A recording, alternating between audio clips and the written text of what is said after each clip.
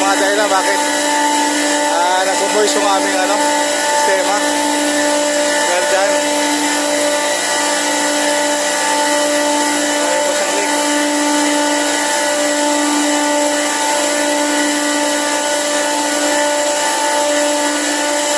Yan, so yan.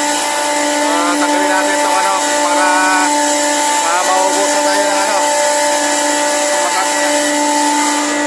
Okay, yan dyan sa cyclizing ng second stage ng compressor ng screw.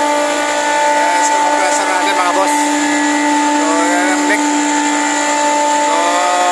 So sa nagkukos bakit nagkakaroon ng moisture ang ating system.